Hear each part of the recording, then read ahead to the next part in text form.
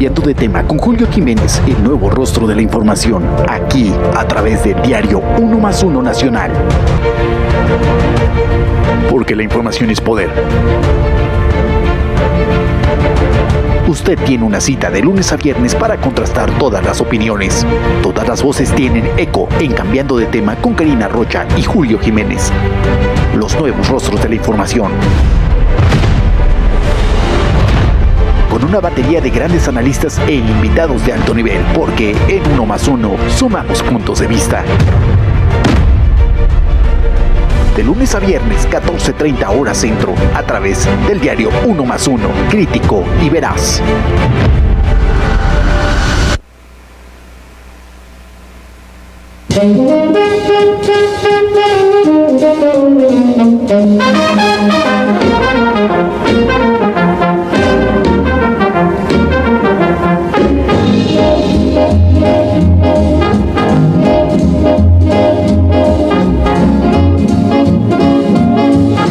Al ritmo de esta bella música de la década de los 50, iniciamos este programa este lunes 18 de octubre.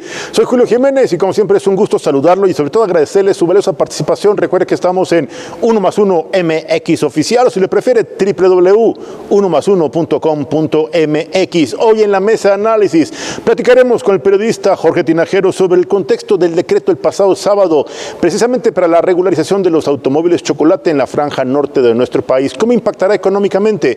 ¿Cómo generará polémica, debate en el contexto jurídico? ¿Será un abrazo hacia la delincuencia que contrabandea con vehículos en la frontera norte o será un golpe directo a la industria automotriz? Analizaremos el debate en el Congreso de la Unión sobre la reforma eléctrica, la ley de ingresos de la Federación, el presupuesto de egresos. Platicaremos con el periodista Manuel Zamacona sobre semáforo verde. La Ciudad de México y el Estado de México estamos en semáforo verde. Platicaremos también con el licenciado en Derecho y abogado constitucionalista Carlos Javier González Robles sobre un tema fundamental en el ámbito constitucional respecto de la situación legal y que hoy pues está generando polémica e incertidumbre. Hoy se lleva a cabo la audiencia de Rosario N. ¿Regresará a casa? ¿Saldrá de prisión? ¿O será un acuerdo también a nivel institucional? Platicaremos con el maestro Nelson Vargas sobre un contexto fundamental en el tema deportivo nacional. Esto y mucho más en el capítulo de la novela, de la historia, la escritura. Platicaremos con el prestigiado periodista Francisco Medina sobre la presentación de su nuevo libro, La verdad está en el viento. Acompáñenos aquí en Cambiando de Tema. Iniciamos.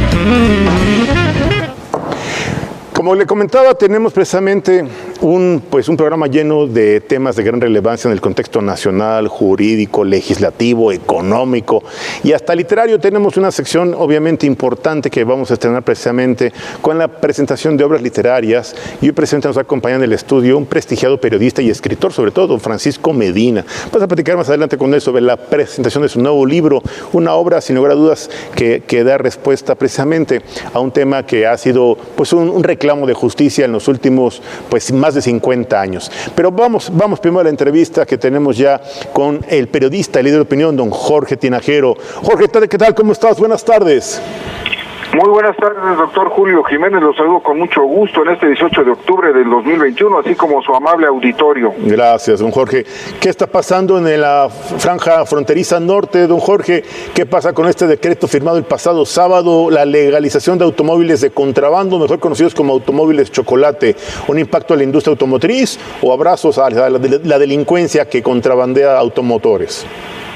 pues son abrazos a la delincuencia y puñaladas traperas a la ciudadanía, porque la situación de los autos chocolate en México no solo va a afectar la frontera, sino a nivel nacional y obviamente a más de 130,000 personas que dependen en lo económico de la industria vehicular en México, de la venta de vehículos nuevos, y van a cambiarlos por chatarra, y esto pues aumenta obviamente el descontrol sobre las placas vehiculares. Es un negocio que pasa a través de los puentes normales de México, no son vehículos que entren por el subterráneo o los descuelguen desde helicópteros como lo vemos en las películas. No, doctor, desafortunadamente esta decisión que toma el señor presidente pues va a perjudicar no solo a la industria automotriz, sino que viene a la baja el crecimiento económico del país. Claro, don Jorge. A ver, don Jorge, ¿cómo es posible que automóviles que entran bajo la comisión de un delito de contrabando, sin papeles, sin un pedimento de importación, sin haber pagado los costos de internación definitiva, sin haber cumplido con las normas en carácter aduanero y no respetando el marco legal ni la franquicia de 20 kilómetros, cómo es posible que el gobierno, en vez de estimular el mercado interno, en vez de apoyar al empresariado mexicano, en vez de reactivar la economía nacional, esté reactivando la economía de la delincuencia en la frontera norte? Esto es un tema preocupante, don Jorge, y además el costo me parece ofensivo, 2,500 pesos, ¿es correcto esto? Así es, doctor. Recordemos que estas medidas nacieron cuando se permitieron el ingreso de estos vehículos y se regularizaran para los campesinos, para que tuvieran un transporte económico y pudieran crecer en lo particular.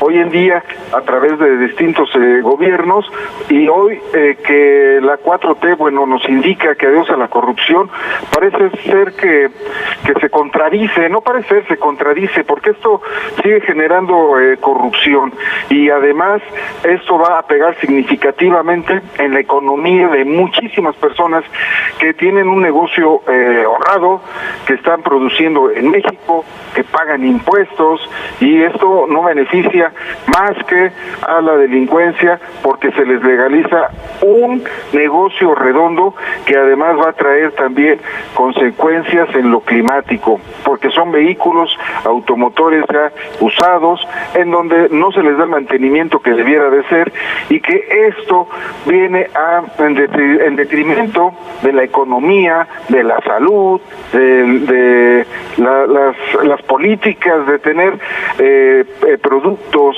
y medios de consumo naturales que no nos afecten de la manera en que nos han afectado.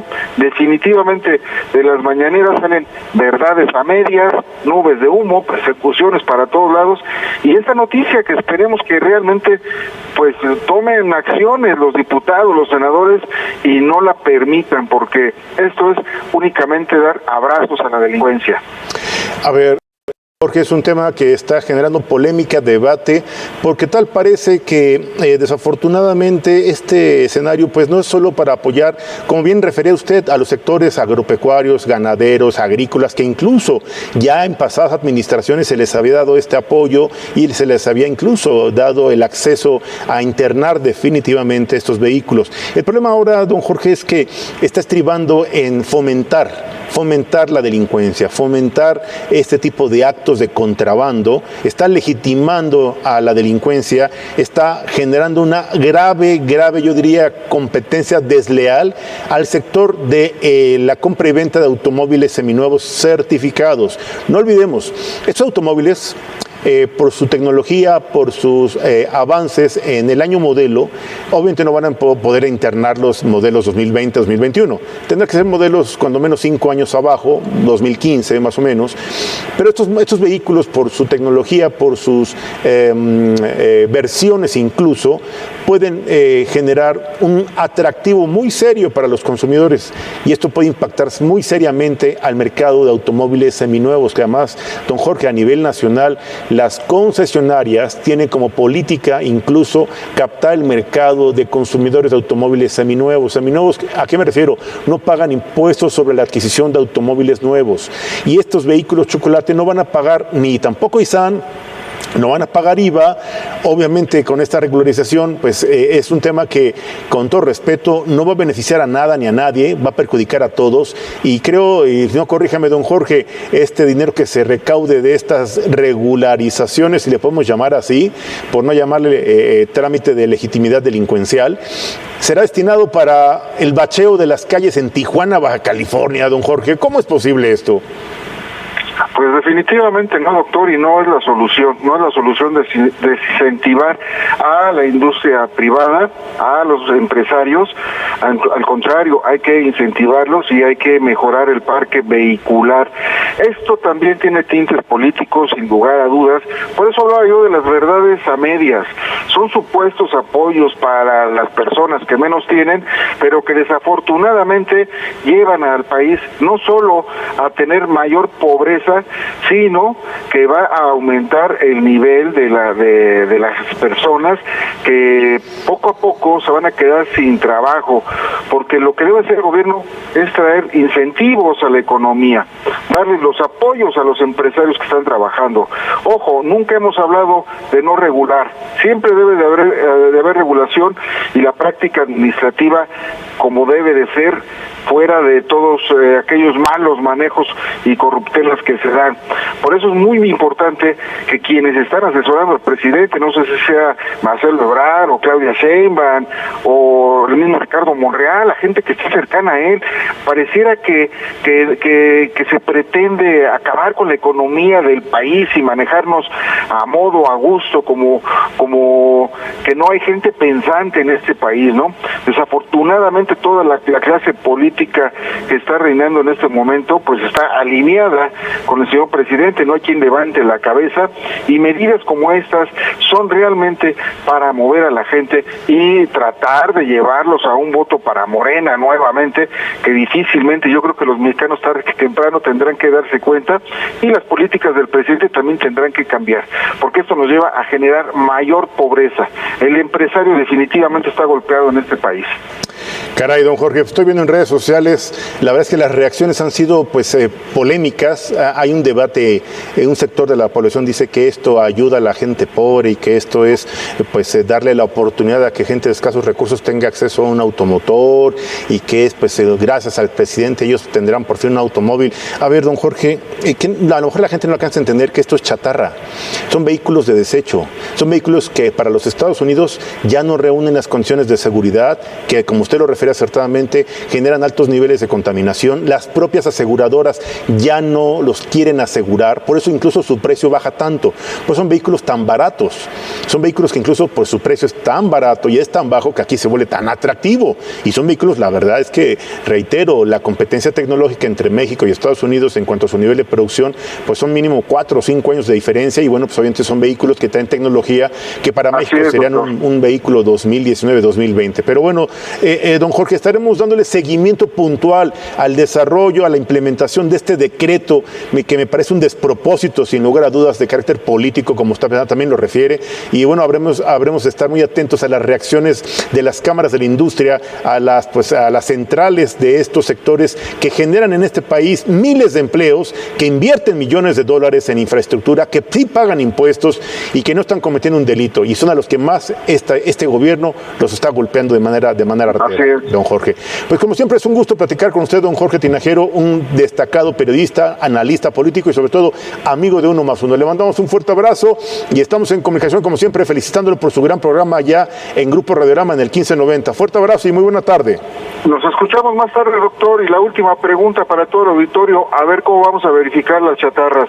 Pásala muy bien, hasta la próxima. Sin lugar a dudas, pues ahí está el impacto medioambiental, económico, jurídico, social, hasta TEMEC se va a ver involucrado aquí, porque también recuerda que el TEMEC establece políticas en materia aduanera, establece condiciones de intercambio comercial, pero no de legalización de delincuencia, ni de legalización de delitos. Es un tema preocupante.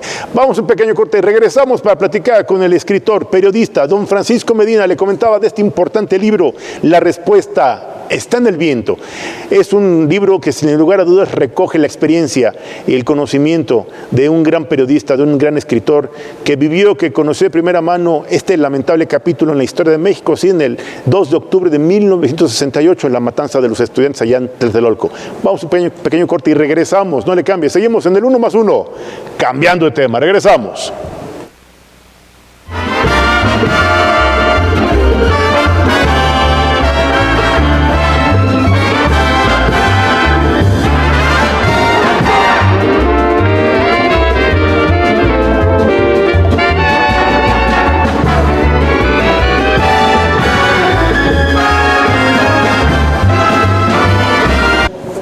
Bueno, pues ya estamos efectivamente platicando, ya está en el estudio don Francisco Medina, prestigiado escritor y periodista con más de 40 años de experiencia, un hombre que sin lugar a dudas ha visto pasar cualquier cantidad de administraciones, ha vivido de manera, yo diría, directa momentos en la historia de México y hoy nos trae a presentarnos su nueva obra, La Respuesta está en el viento, un nuevo libro que, bueno, precisamente describe este capítulo tan preocupante para los jóvenes, para la vida democrática, para las instituciones, para la libertad de expresión, para el derecho a la libre manifestación y sobre todo el respeto que el gobierno debe tenerle a los ciudadanos en aquellos casos o en aquellos movimientos en donde las legítimas causas, los reclamos de un sector importante de la población, en este caso en el 68, usted recuerda bien ese movimiento estudiantil del 2 de octubre, esa terrible matanza allá en la Plaza de las Tres Culturas en Tlatelolco. Efectivamente aquí en esta obra literaria se rescata precisamente esta visión periodística, esta experiencia histórica y sobre todo esta conclusión ciudadana en donde un periodista, un profesional de los medios de comunicación lo plasma por escrito, lo explica con toda claridad. Francisco, bienvenido, ¿cómo estás? Un verdadero placer saludarte. Gracias, bienvenido. Igualmente. Gracias, Francisco. Oye, ¿qué te motiva a hacer esta obra? Más allá del legítimo reclamo y el tema que es sensible de origen, pero ¿qué te motiva a hacer esta investigación? Pues más que nada es un rescate de mis vivencias. Okay. Sí, o sea, yo tuve la oportunidad de vivir en Tlatelolco, viví todo el suceso, todo el trayecto en lo que se fue desde que se empezó a gestar el movimiento hasta la salida del ejército de Tlatelolco. Yo fui testigo de todo eso. Entonces, pues fue recordar todo lo vivido, todo lo que las pláticas de sobremesa que había en casa con los amigos de la familia, que eran estudiantes y profesionales del Politécnico. Entonces, pues todo eso se fue quedando y todo eso a lo largo del tiempo, pues como que me fue motivando para empezar a armar una pequeña obra en donde conjugo lo que es la vivencia de un grupo de adolescentes, o sea, en este caso mis amigos y yo, cómo vivíamos, convivíamos, el tipo de música que se escuchaba, cómo se vivía en Tlatelolco, todo este ambiente que se fue dando y cómo se fue de alguna manera permeando con lo del movimiento.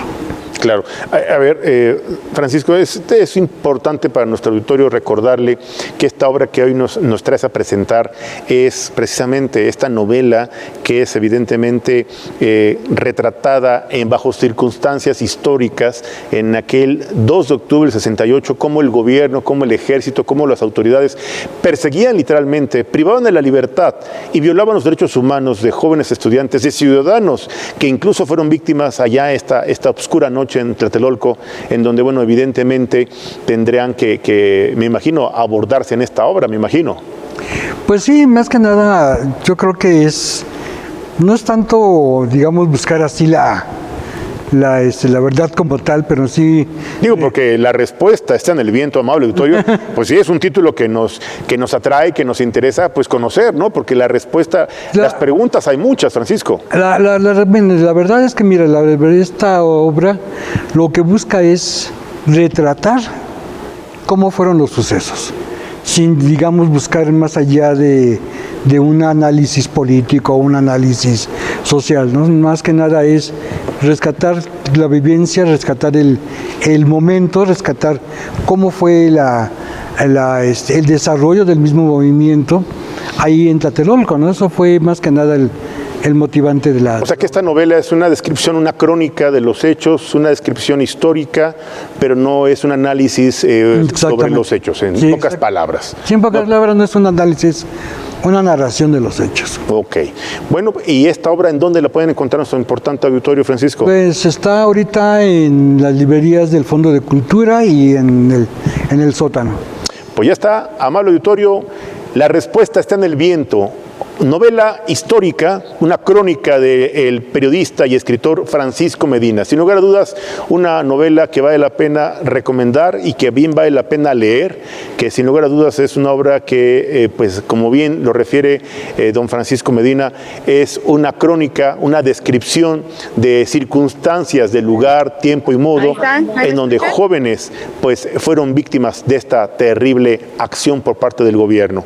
Y bueno, pues evidentemente la respuesta está en el viento, está a la venta en importantes librerías, como ya refería Francisco. Francisco, repítanos las librerías donde lo pueden comprar. En el sótano y en las librerías del Fondo de Cultura Económica.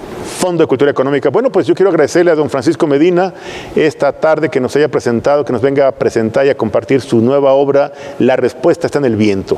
Vamos a un pequeño corte y regresamos para platicar precisamente con el maestro Nelson Vargas. Regresamos.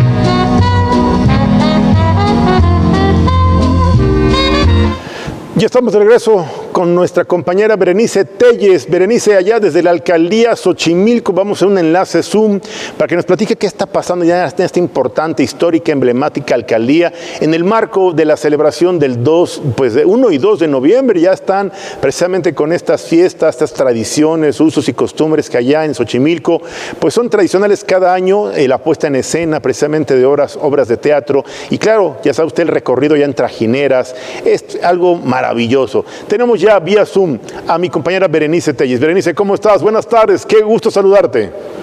Hola Julio, ¿cómo están? Pues un saludo a todo el auditorio de 1+1 de Cambiando de Tema, al doctor Naim, a la doctora Karina Rocha.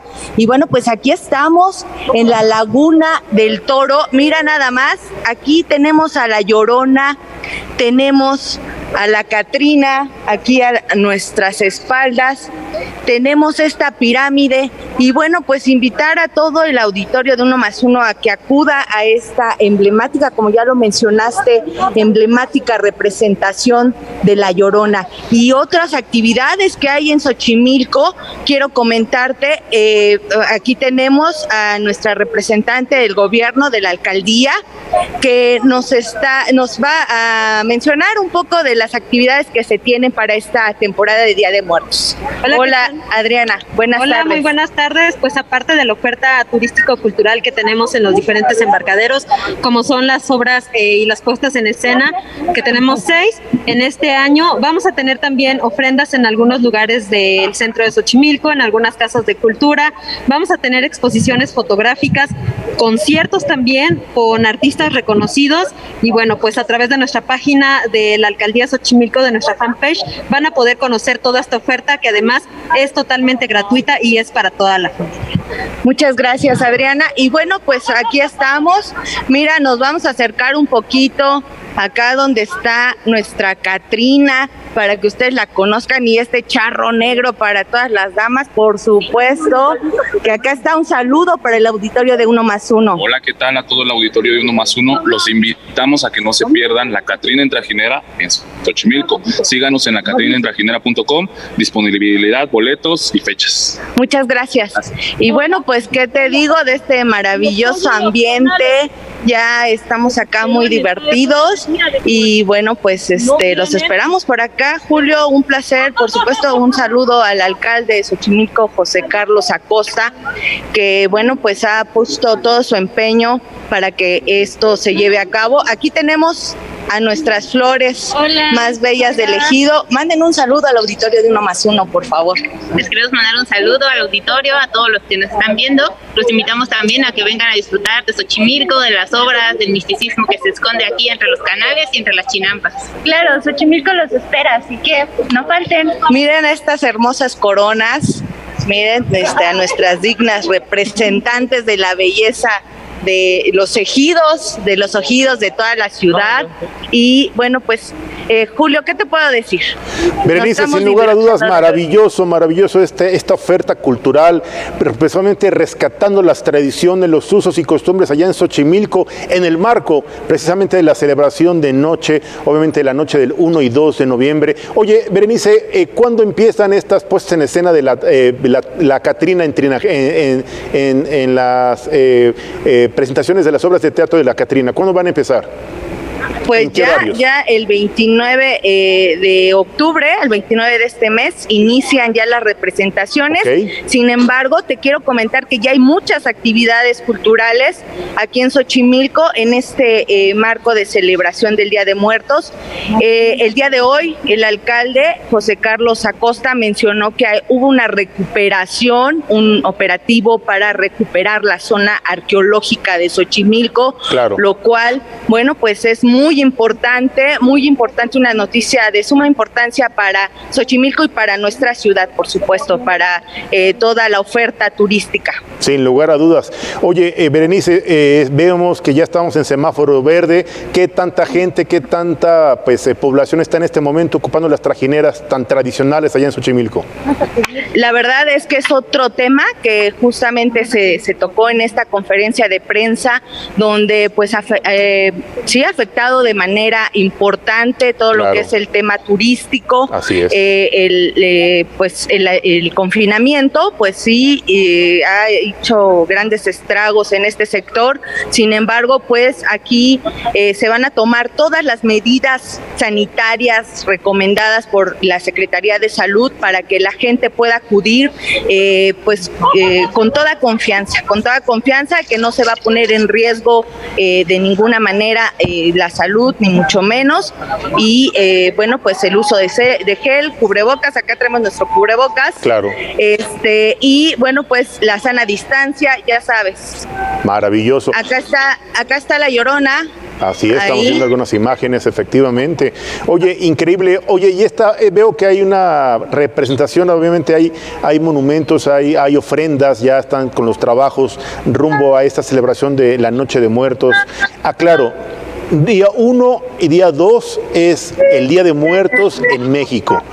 Día de Muertos 1 y 2. A partir del 29 ya están las representaciones de la Catrina ¿en qué horarios tendríamos estas puestas en escena de la Catrina? Pues los horarios inician desde las 6 de la tarde. Desde las 6 de la tarde pueden acudir al embarcadero Fernando Celada, donde pueden arribar, tomar su trajinera para llegar a esta maravillosa Laguna del Toro y bueno, pues observar y disfrutar de esta representación. Oye, Berenice, ¿pasaron por la Isla de las Muñecas? En este trayecto no pasamos por ahí, pero pueden ustedes vete a dar una vueltecita, te recomiendo que te des una vueltecita allá en la Isla de las Muñecas también. Para estas fechas de 1 y 2 de noviembre son fuertes, sin lugar a dudas. Esta isla es un lugar obligado en el recorrido ya en Trajinera, ya en Xochimilco, la visita a la Isla de las Muñecas. Berenice, como siempre, un gusto saludarte, Berenice, nuestra compañera. Muchas gracias. Telles. Mencionarte nada más que los panteones en Xochimilco van a permanecer cerrados. Caray. Esa fue la información que dio el alcalde hace unos minutos. Van a permanecer cerrados justo ante este panorama de la pandemia. Caray, a pesar de estar en semáforo verde, pues ya la confirmación de parte del alcalde en Xochimilco, amable auditorio, van a estar cerrados los panteones allá en la alcaldía de Xochimilco. Berenice, siempre es un gusto saludarte, te mandamos un fuerte abrazo. Igualmente, Julio, a todo el auditorio de Uno Más Uno, cambiando de tema, un abrazo, gracias a la producción y bueno, pues seguimos en comunicación. Claro Gracias. que sí, muchas gracias. Nuestra compañera Berenice Telles allá en la alcaldía de Xochimilco reportándonos pues este tema tan importante que viene a rescatar las tradiciones, los usos y costumbres allá en la alcaldía de Xochimilco. Ya ve usted la Catrina en trajinera, esta puesta en escena, esta representación que año con año pues procura el rescate del significado y del respeto que merece la muerte para los mexicanos. No es una noche de fiesta, es una noche de oración, una noche de respeto, de solemnidad, de recordar a los muertos, que además, consecuencia de la pandemia del COVID-19, desafortunadamente sigue aumentando la cifra de muertos, pero es un tema que vale la pena reflexionar. Tenemos ya en la línea telefónica al periodista y analista político, don Manuel Zamacona. Manuel, ¿cómo estás? Buenas tardes, qué gusto saludarte. ¿Qué dices, Julio? Qué gusto saludarte. Excelente inicio de semana para ti y para todo el auditorio de El Uno Más Uno. Gracias, Manuel. Oye, ¿qué novedad tenemos ahora en Capital de la República Mexicana? ¿Qué novedades tenemos? Bueno, pues resulta que amanecimos hoy en semáforo color verde, ¿no? Ya lo anunciado por el gobierno capitalino desde la semana pasada. Resulta que, bueno, pues a partir de hoy ya prácticamente todos los eventos o los espectáculos al aire libre pueden recibir al 100% de su capacidad, ¿no? Resulta también que los bares, los antros, los centros nocturnos pueden recibir a un 50% de aforo y pueden extenderse hasta la 1 de la mañana, cosa que tampoco le di sentido mucho dentro de esta pandemia, el tema del horario, pero bueno, ahora resulta que estamos en semáforo color verde y me da, a lo mejor me gusta pensar un poco mal, pero bueno, tú recordarás el pasado 6 de junio, ¿no? Pocos días antes de las elecciones, resulta que también estábamos en semáforo color verde, poco antes de las elecciones. Recién pasaron las elecciones y volvimos al semáforo color amarillo, ¿no? Digo, a mí me dio mucha curiosidad que antes de las elecciones, durante las elecciones, estuviéramos en color verde y regresáramos a amarillo una vez pasadas las elecciones. Esa fue una. Y ahora hay que recordar que entramos al último trimestre del año, lo platicábamos hace unos días, en donde se tienen espectáculos que a la capital le generan por demás derrama económica, ¿no? Le trae turismo extranjero, por supuesto, que te hablo de eventos como el evento que va a hacer en Paseo de la Reforma, muy atractivo por cierto, ¿no? Y que genera derrama económica y además que la gente se quede en hoteles de Paseo de la Reforma, en el sur de la capital, ¿no? En Coyoacán, por ejemplo. Entonces, sí me pone a pensar un poquito si esto pudiera ir un poco más allá de lo salubre y meterse un poco más al tema político. Digo, y te lo digo porque analizando un poco así pasó, ¿no? Esta cuestión, se viene la Fórmula 1, se viene apertura de grandes eventos ahora de Broadway, y entonces, bueno, digo, qué fortuna que ya tengamos el avance significativo de las vacunas, pero sí me pone a pensar un poco que esto pudiera ser un poco más visto del lado político y por atraer, por supuesto, un poco más de dinero a la capital, que a nadie le disgusta, ¿no? Y mucho menos al gobierno, que por el lado salubre. Otro, el tema del cubreboca. En Estados Unidos, pues ya prácticamente más del 90% de la población está vacunada. Aquí va avanzando de buena forma, por lo menos en la Ciudad de México, se acerca mucho a este tema. Y diríamos, bueno, ¿cuál es la diferencia entre Estados Unidos y México de utilizar o no utilizar la mascarilla? Me queda claro que los doctores han reiterado desde su postura y desde su experiencia que el uso de la mascarilla evitará muchos más contagios, ¿no? De los que quizás se puedan contabilizar hasta el momento. Pero bueno, ¿qué tiene que ver una cultura con la otra también, en donde Estados Unidos ya no exige el uso del cubreboca? Entonces te pones a analizar varios temas y en dónde nos encontramos parados. Es lo que yo estoy pensando hasta el momento, viéndolo de un lado político, un poco más que del lado de la salud, Julio. Caray, pues sí, bien dices tú, tiene ahí un tinte más bien político que un asunto económico, y bueno, pues hay intereses sin lugar a dudas, porque vienen eventos masivos, vienen fiestas importantes para la administración del gobierno de la capital de la República Mexicana, y bueno, como bien refieres, importante para todos los sectores la reactivación económica. Un poco de incongruencia en los horarios, Manuel, el horario de cierre de algunos centros nocturnos a la 1 de la mañana me parece un despropósito, me parece una incongruencia total. La vida nocturna pues empieza a las 11 de la noche promedio, 10, 11 de la noche, y lo quieren cerrar a la 1, pues no le veo la utilidad, Manuel. Mientras a mí me pareció también una incongruencia desde el inicio, que limitaran el tiempo de horarios, porque a ver, pues si tú estás en un espacio cerrado, ¿no? O si tú estás en un restaurante, te puedes contagiar en un minuto o te puedes contagiar en una hora, ¿no? O sea, va a ser prácticamente lo mismo. En ese sentido no le vi mucha lógica cuanto a la estancia de tiempo en un local, porque bueno, decir, cerramos ahora a la 1 de la mañana, y a las 3 ya no te vas a contagiar de la mañana, ¿o cómo? O sea, no entiendo, ¿no? Y hablando de lo que decías de los eventos masivos, por cierto, ya se viene el 28 de noviembre, el Maratón de la Ciudad de México, que ahora está rankeado dentro de uno de los 10 mejores de todo el mundo, y entonces, ¿qué pasa? Pues que se recibe, por supuesto, a gente extranjera. Nosotros no somos tan duros, digamos, en los centros, en los cercos sanitarios que se les ponen en el Aeropuerto Internacional de la Ciudad de México, como lo son, por supuesto, en Estados Unidos, en la propia Europa.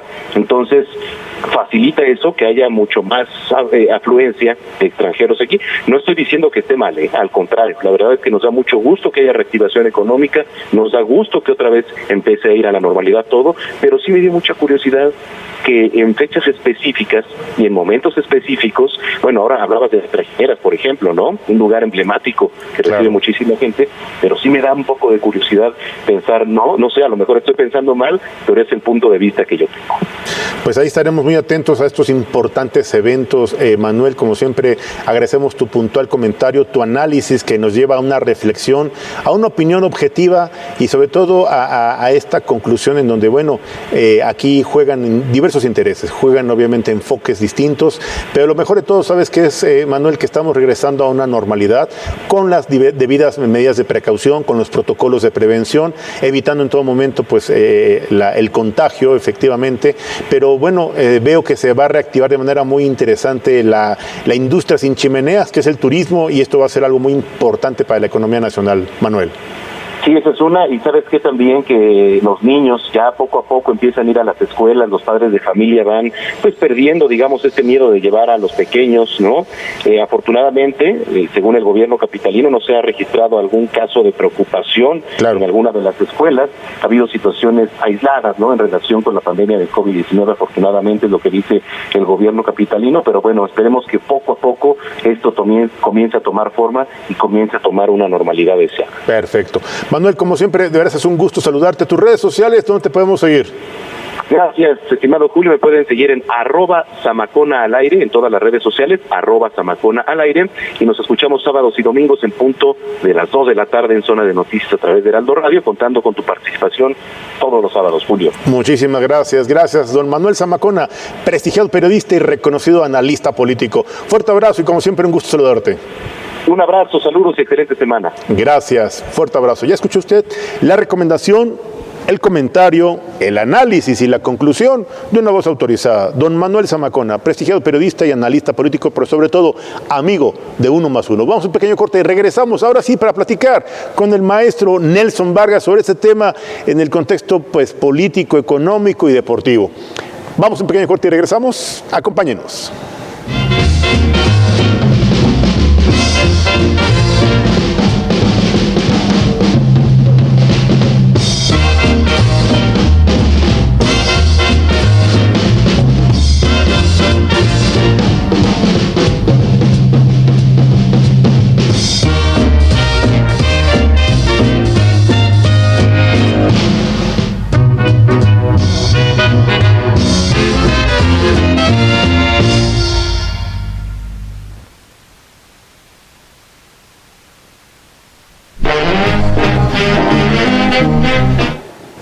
Como siempre les digo, tenemos las voces autorizadas, los especialistas, los expertos que nos comparten su análisis, su comentario, su opinión, pero sobre todo su conclusión que nos lleva a un escenario de reflexión.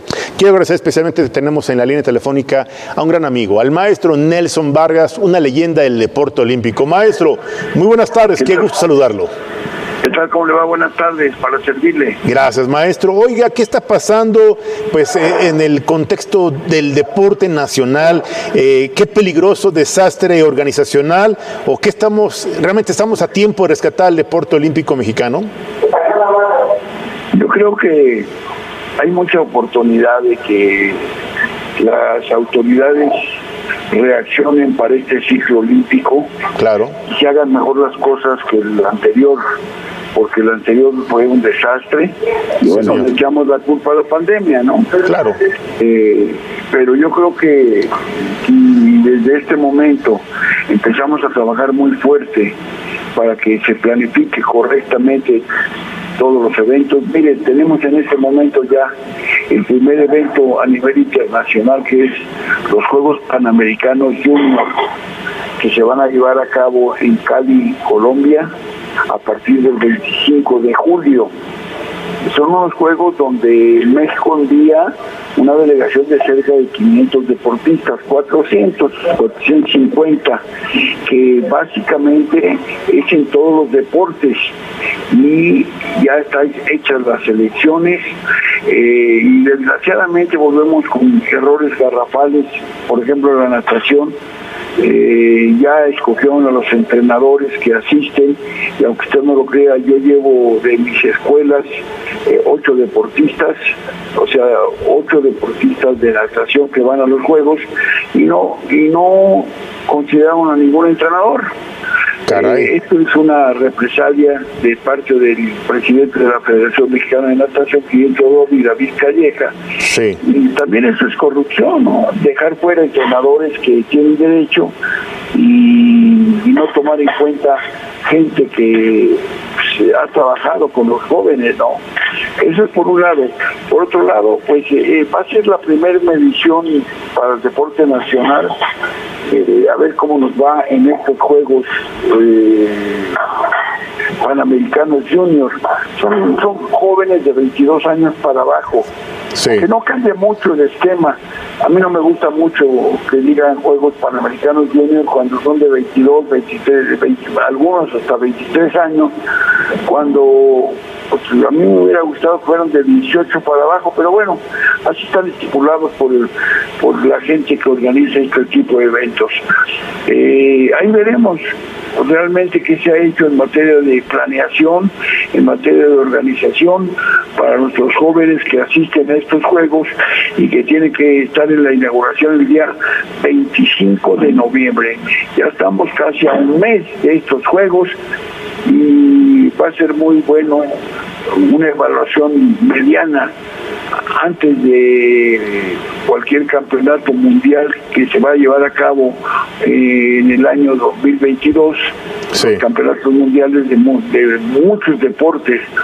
Claro. Entonces, tenemos cómo evaluar, pero lo más importante es haber ya planificado qué es lo que vamos a hacer, cómo se están preparando estos jóvenes, qué apoyos están teniendo, porque es lo que desgraciadamente no estamos muy bien claros cómo se está preparando la gente. Claro.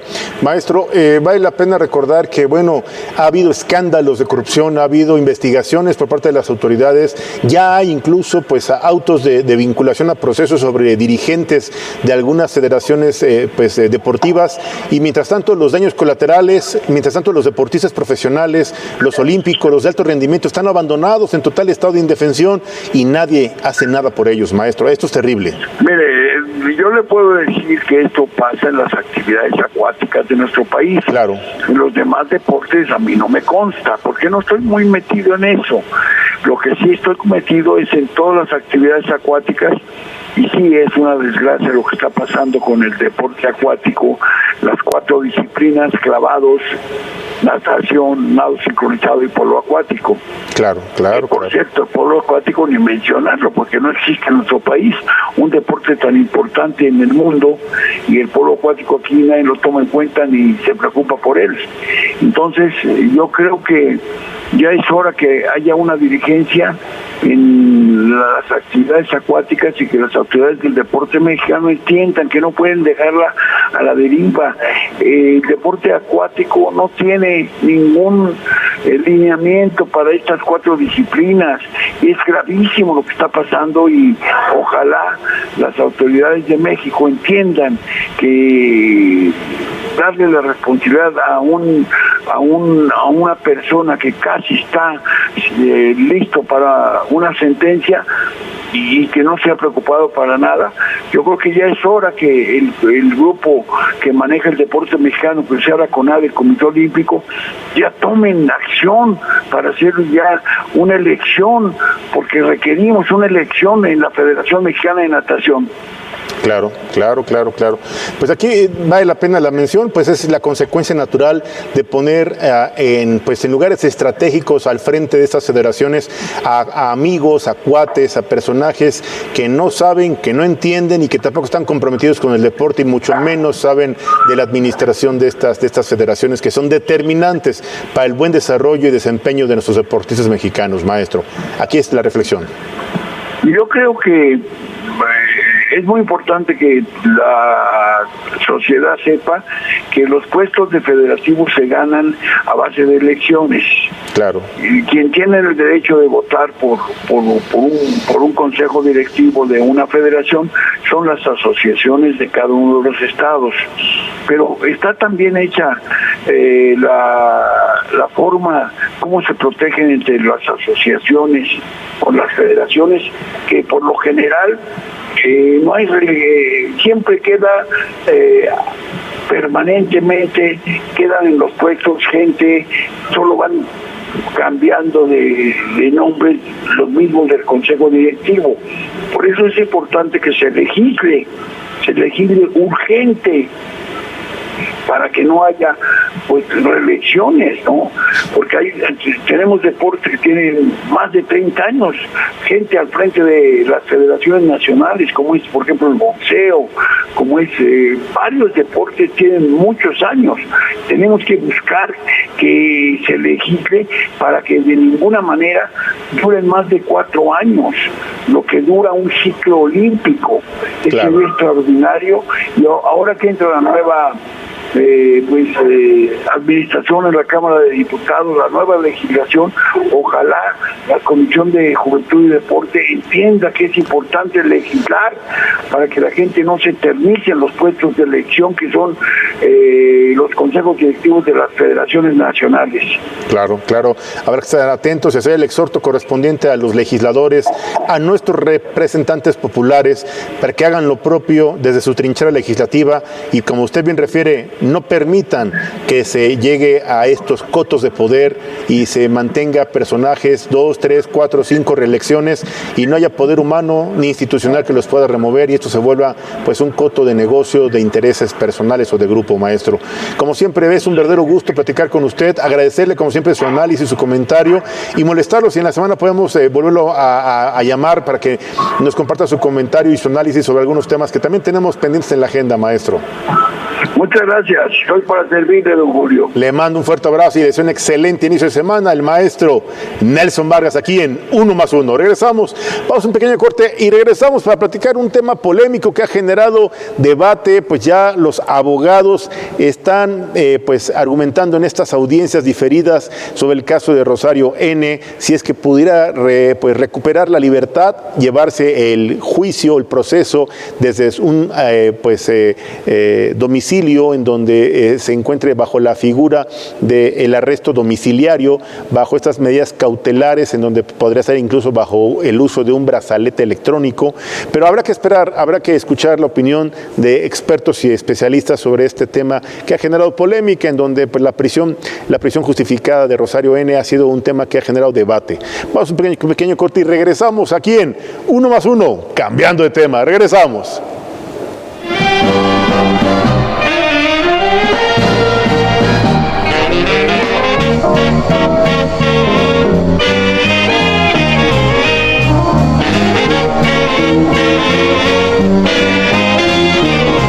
¿Qué le parece esta selección de música de la década de los 50? En atención a su amable solicitud, estamos para atender a nuestro importante auditorio. Recuerda que estamos en 1+1 MX Oficial o también estamos en la página oficial del periódico 1+1, www.1+1.com.mx. Estamos transmitiendo desde los bellos estudios del periódico 1+1 aquí en la colonia San Rafael, en la alcaldía Cuauhtémoc.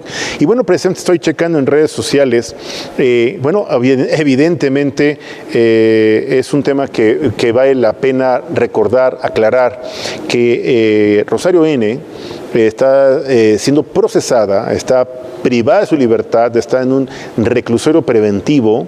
Aclaro, no le han dictado sentencia, así es que me están cuestionando. No, la señora, atendiendo un principio de presunción de inocencia, la señora nadie la ha declarado culpable. Está sujeto a un proceso, está bajo los efectos de una medida cautelar de prisión preventiva pues justificada. Evidentemente, el delito por el cual está siendo procesada amerita la revisión de las medidas cautelares. Obviamente, sus abogados afirmaban que en estos días, este lunes o martes, se estaría llevando a cabo la audiencia de revisión de medidas cautelares. Le recuerdo, la señora Rosario N. ganó un amparo. Juzgados, el Tribunal Colegiado de Circuito revisó este juicio de amparo y ordenó que el juez de distrito le hiciera saber a la autoridad, al juez de control correspondiente, que se procediera a la agenda de una audiencia de revisión de medidas cautelares, toda vez que la señora pues puede acceder, y es su derecho además, acceder a una revisión de medidas cautelares. Le aclaro, la señora ha acreditado que tiene un domicilio, la señora ha acreditado con la entrega de su pasaporte, con sus identificaciones, que no se va a sustraer de la acción de la autoridad, que no va a salir huyendo del país, que no va a ser una prófuga de nuestro gobierno, que se va a someter a la medida cautelar de arresto domiciliario para poder llevar en libertad, si podemos llamar así, en su casa, todas las etapas procesales pendientes en el desahogo de este juicio en contra de ella, por el tema de la estafa maestra. Aclaro,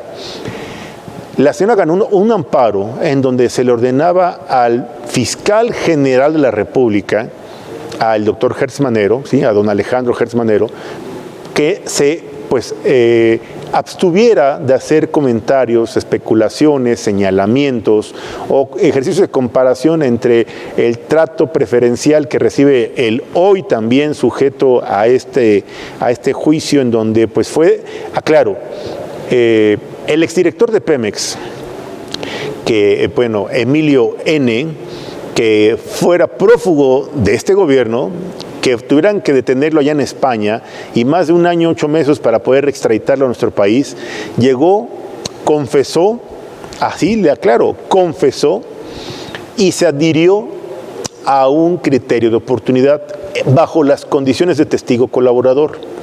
El próximo 3 de noviembre, sí, dentro de poquito más de 15 días, el próximo 3 de noviembre se vence el término para que Emilio N.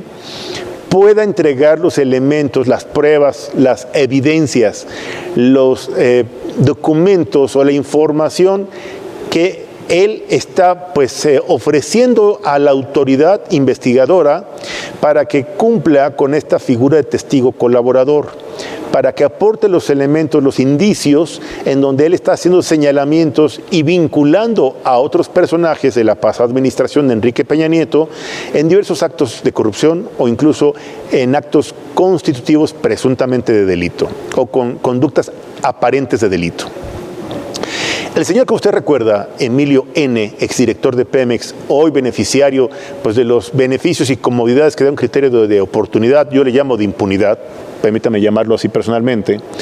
Fue un escándalo, una fotografía que corrió y que se generó en redes sociales todo un tema de debate y discusión sobre si el señor, bajo este esquema de testigo colaborador, que se encuentra en libertad, aclaro, libertad bajo condiciones y restricciones que la propia autoridad ha establecido, puede andar paseándose pues de manera descarada, de manera, yo diría, hasta un tanto cuanto burlona, y pues asistiendo a restaurantes de lujo.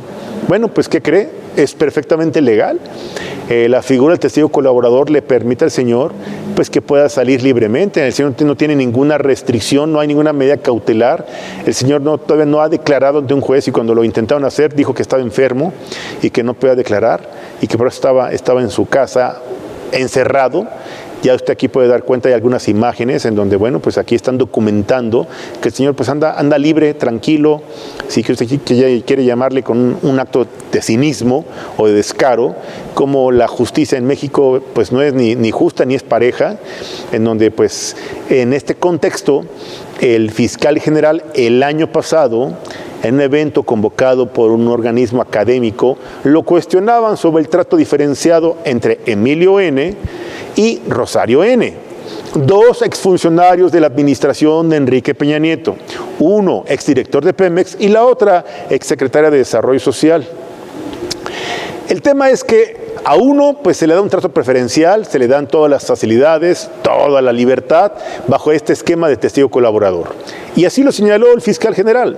Y a la otra, por no haber colaborado, precisamente por no haber aportado elementos, no haber colaborado, no haberle dado la información que en algún momento pudo haberle facilitado a las autoridades, estaba bajo esta figura de la medida cautelar, en donde era el famoso hecho en donde la señora tenía que estar recluida en un centro penitenciario preventivo, bajo esta figura de la medida cautelar del el auto de vinculación a proceso que ordenaban, pues obviamente la prisión justificada. El amparo promovido por la defensa de Rosario N., pues le solicita a la autoridad federal que le ordene al fiscal general haga ese tipo de comentarios, en donde, pues él describía las condiciones de uno y las circunstancias del otro, y por qué razón estaba Rosario N. guardada en un reclusorio. Esto, sin lugar a dudas, vulnera el principio de presunción de inocencia, vulnera condiciones y formalidades de un debido proceso. No se tiene por qué andar ni dando información ni explicaciones de ninguno de los juicios ni de ninguno de los presuntos responsables, toda vez que se vulneran derechos humanos, se vulneran principios fundamentales, 1 de secrecía, 2 de presunción de inocencia y 3 de formalidades de un debido proceso. Aclaro. Hay condiciones, hay elementos suficientes para acreditar que uno de los elementos documentales, concretamente documentales públicas ofrecidas por la Fiscalía General de la República ante el juez de control, que era una supuesta licencia de conducir, que fue aportada como indicio, como prueba por parte del Ministerio Público de la Federación, es un documento apócrifo.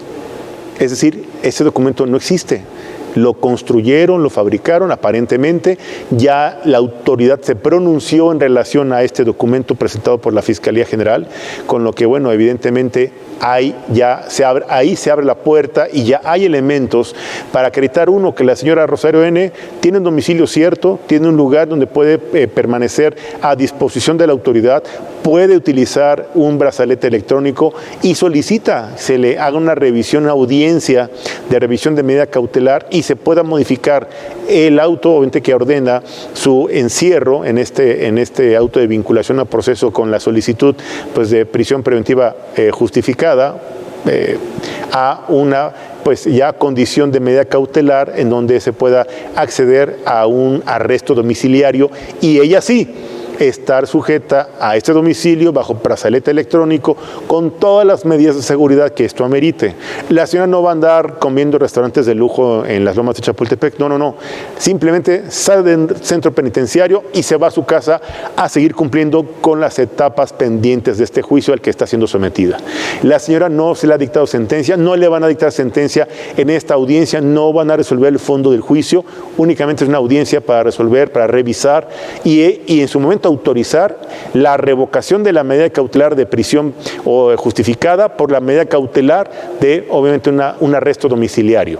La señora seguirá con su juicio, seguirá con las etapas pendientes y esperemos que el Poder Judicial, en su momento procesal oportuno, resuelva y, obviamente, dé claridad, justicia y certeza a los mexicanos sobre los hechos que realmente son constitutivos de delito, en donde realmente la señora Rosario N. tuvo participación directa, responsabilidad jurídica y sobre todo una sanción que en estricto apego al Estado de Derecho sea procedente y aplicable al caso concreto. El caso de Emilio N. sigue siendo un tema mediático, un tema de debate, un tema de discusión, un tema de interpretación, pero tal parece que más bien es el beneficiario de un criterio de oportunidad en donde la impunidad sigue siendo una realidad en tiempos de la 4T. Yo quiero aprovechar para agradecerle a todos los amigos, a todo mi gran equipo de colaboradores, al ingeniero Miguel Zelaya, a la licenciada Tania Costa, al licenciado Israel Muñoz, a la licenciada y periodista y colaboradora Berenice Telles, al presidente del Grupo 1+1, al doctor Naim Livien Kawi, a la directora general de Diario Amanecer y 1+1, a la doctora Karina Rocha Priego, su apoyo, su respaldo y su confianza para que este proyecto sea una realidad y lo pongamos todos los días a su amable consideración. Les una excelente tarde, soy Julio Jiménez y le hago una atenta invitación para que mañana en punto a las 14:30 horas nos acompañe aquí a seguir cambiando de tema. Les deseo de veras una excelente tarde, cuídense mucho, seguimos en pandemia, a pesar de estar en semáforo verde, seguimos en pandemia. Sígase cuidando, hasta mañana.